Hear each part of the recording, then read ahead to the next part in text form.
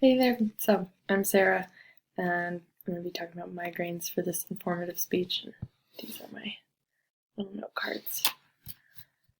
So, I'm here to inform you about migraine headaches, something that I have been affected with for my entire life, unfortunately.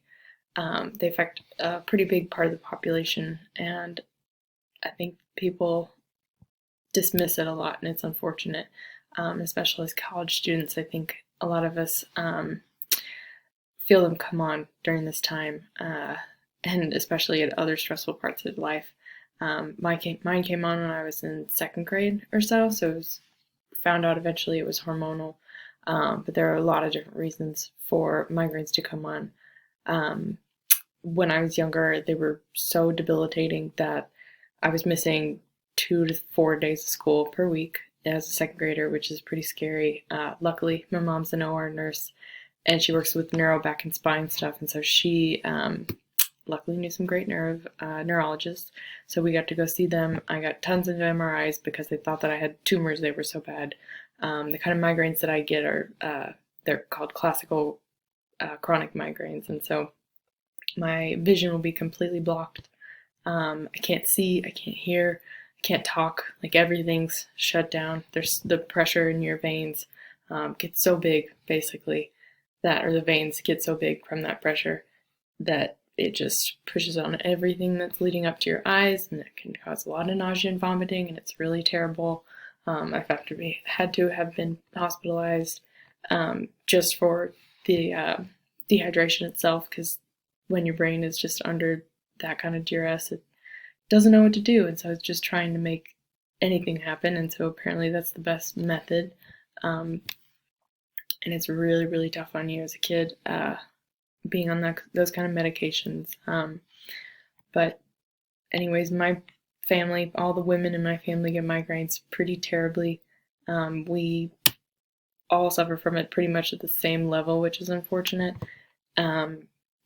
It's definitely hereditary for a lot of people. Most people, it is hereditary. It's correlated with like varicose veins and other what is it called? Circulatory issues. So I have varicose veins and I have other circulatory problems, and my dad has Raynaud syndrome, which is where like parts of like your fingers and your extremities won't get enough blood flow and they'll turn white, and it's really weird. It can be harmful, but most of the time it's not. There are like, I don't know, 10 or 12 different types of migraines. There's cluster migraines where you get them like really, really, really bad for 2 or 3 days at a time, and then it'll disappear for like 3 months or whatever that period is for you. It's different for everybody. Classical migraines like I get them with like a trigger, and it's an onset. You can have triggers that are like food or stress. There's also migraines with aura like I get, where you can't see, you get this weird shimmery thing in your vision. You can get migraines without aura. You can just have the aura and no migraine. It's very strange. It's still called a migraine. Brainstem auras, where you just have it in your brainstem. There are a bunch of different kinds. I could probably find a huge list and list them all, but that's boring. But with treatments, before treatments, let's talk about causes, I guess. So there's correlations with circulatory things. Stress, of course, is a huge one, and food. Oddly, there's some weird triggers, and so for me, one of those is peanuts. So when I go out to eat, it's easier for me to just say, I'm allergic to peanuts, and it's, easy, it's done. But they cause migraines for me, and, people usually freak out, like, oh, you're not anaphylactic, are you? But luckily, I'm not. That would be pretty bad, but migraines are still really bad. And some people have weird ones like me, like peanuts doesn't really make sense. Some people, like my mom, she can't have onions in any form. Some people, it's just sugar in general. Caffeine, even though caffeine can help, some people can't do caffeine. Everybody's different across the board, for sure. Of course, stress, lack of sleep, just a poor diet can happen. That can happen. Different sounds, like people who get seizures, they can't see certain, like flashing strobe lights and stuff like that, or hearing something at a certain decibel. Like some women that I've met, can't be around somebody when they whistle because it will kick in a migraine for them, unfortunately. And it's kind of crazy how weird that is. But when you go into treatments, there are a lot of options, and everybody's different. Not everybody finds what their treatment is going to work for them.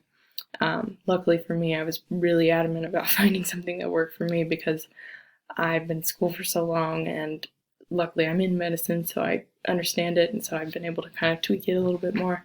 And having a mom who's experienced migraines, that's very helpful.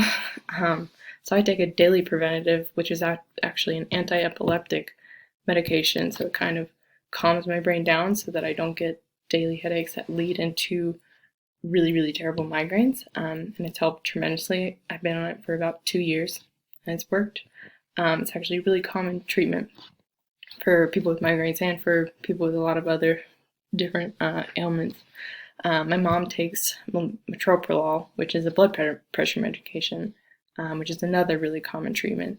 So with that, the idea behind it is contracting the blood vessels so that there's not as much pressure in your brain. Makes sense. But side effects, you get really lightheaded, blood thinning, can get kind of funky, and depending on what other medications you're taking. I also take a medication at onset, and so I've gone through the whole list of things and however many you can take. I started with something called Imitrex, and then I took Maxalt, and then there's the triptans. So you've got like rizatriptan, zolmitriptan, and there's a sulmitriptan.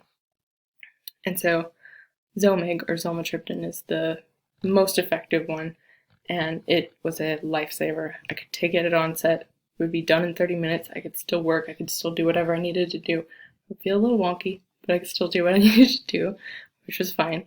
I could get it done, and that was great. The only thing is it's $50 a pill, which sucks as a college student because I don't have any money. And so, you gotta do what you gotta do, and they're like gold to me. So me and my mom, anytime that she gets them, so it's the same medicine, she takes it onset as well. We like hoard them and hope that we can just hold on to them. And the day that you run out is the day that you have a migraine, and it's terrible. It's absolutely debilitating. And I hope that anybody that I meet who tells me that they have migraines, I try to let them know, like, try this, talk to your doctor, see if it works, because it changed my life completely. Takes away the nausea, it takes away the pain, and the only side effect is very strange. It makes you feel sunburned, almost like your skin is too tight, which sounds crazy, but that's it. And it's very strange, but it works, and I'm very, very happy that it works. And the statistics are pretty weird. And like I said, there's a lot of people that have migraines, so it's like 12% of the US population. There are 8% of men and 10% of women, I think, and 10% of kids. Yeah, it's strange. But 75% of all people that have migraines are women.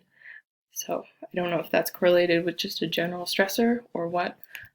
There's a lot of studies that are going into migraines, but because it's neurological, there's still not a lot known about it, and there's not a lot that you can find out. It just is the weirdness of the brain, and we'll never really know because it's so individualistic, I guess you could say.